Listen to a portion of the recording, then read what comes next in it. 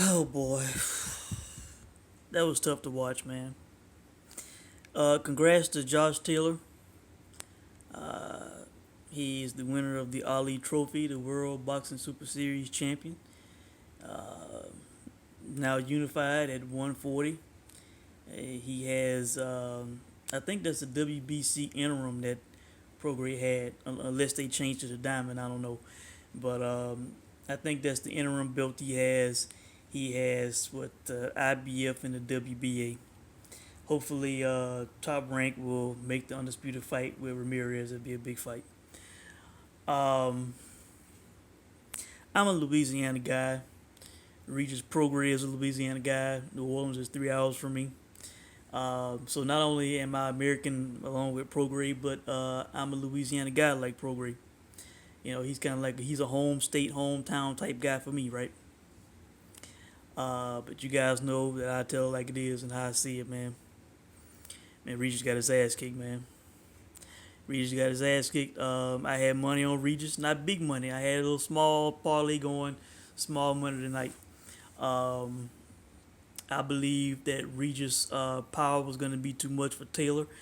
I just thought that Taylor would feel his punch and would wilt and fold uh, and not be able to handle it. And I was wrong. I just got to call it like it is, got to be harsh. Fact of the matter is, man, Regis got exposed, man. Regis got exposed. Uh, if you are a guy who can take his punch, if you can take his punch, you got a chance against him. If you are a bigger fighter, you have a chance against him.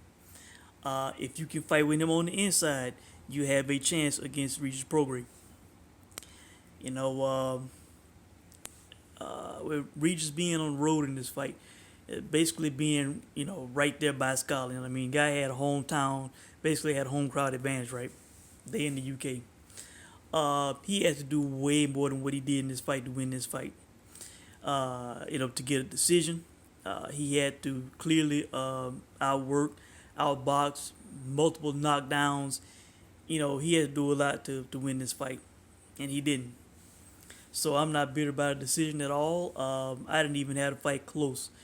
I scored this fight 118, 112 for Josh Taylor, man. And this is me, a Louisiana guy, like Regis Prograis, an American. This is a guy who had a little money on Prograis. And the best I could give Regis in this fight, I had the first and the 12th rounds even, and I gave Regis the 4th and the 8th rounds. Everything else was Josh Taylor. Everything else was Josh Taylor. Um, Regis he got outworked, he got outlanded, he got outbullied. You know, I think I think he was surprised. I think Josh Taylor surprised him. I think he was probably expecting Josh Taylor to fight on the outside.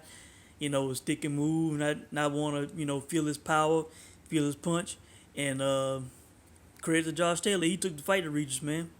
He went in the pocket with the guy and outclassed him in the pocket.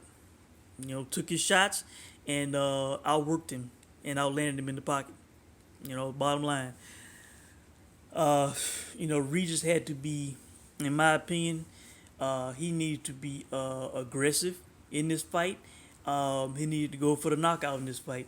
And he was content boxing a boxer. And I would say by the third round, I didn't take detailed notes, but I would say by the third round, Taylor had kind of figured him out and had a game plan for him. It was around the time when he really started letting his hands go. He was that comfortable with Regis. Regis came on a bit too late in the fight. Round the 8 when I gave him that round, he decided to box on the outside instead of being in the pocket with the guy, getting outworked and outlanded and outclassed. He stayed on the outside. He won that round.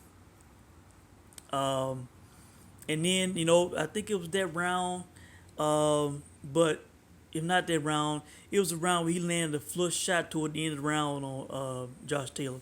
And Taylor, held on and then kind of grabbed at his eye. That's the shot that messed his eye up. But Regis came on a bit too late in the fight.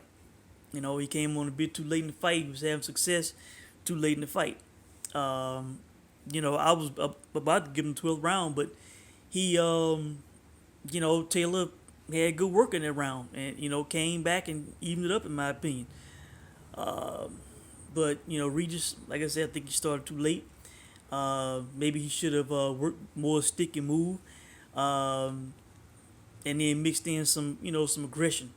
Uh, but man, he just got outclassed in every way in this fight, man. And this fight was not close to me. This was not a robbery. This was not a draw. Benoit Roussel scored at 114. He should be ashamed of that scorecard. This fight was no draw. It was no draw. One judge scored at 115, 113. That's basically giving Taylor the fight by 1 round. And another judge had it almost like I did. He had 117, 112 for Josh Taylor. I had it 118, 112. You know, so that person saw the fight like I did. You know, and I have not seen any reaction, so I don't know what everyone's saying. These announcers were talking about a rematch, and they interviewing Regis talking about a rematch. I don't need to see no rematch, man. That was a clear win for Josh Taylor. He needs to go on and try to be undisputed, and if he can win that, then he can go up to 147 and probably immediately challenge for a title. You know, hell, if he gets his hand on the WBO belt, he could come to mandatory for Terrence Crawford. You know, and I love to see that fight, Josh Taylor and Terrence Crawford. Uh, Josh Taylor is now a name in the sport. This is a pound for pound performance, um, and if he can become undisputed, you know, I would say definite. That would pretty much clinch Hall of Fame with him winning this tournament and beating Prograis, and then he'll get an immediate title shot at 147 and be a player, you know, in the golden division in the sport. So, you know, as far as Regis goes, man,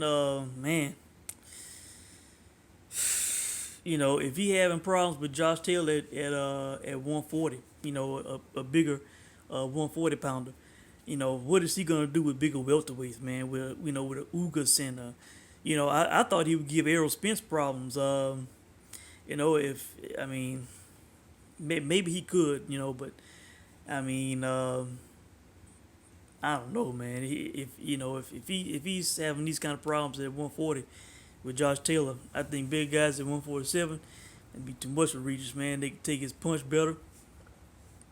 Bigger guys, they can probably outmuscle him on the inside, like Taylor was doing, dominate him on the inside, and could probably stick and move on the guy. So from this fight, man, I'm thinking Regis won't be a player at 147. You know, this could be his ceiling. You know, it could be, man.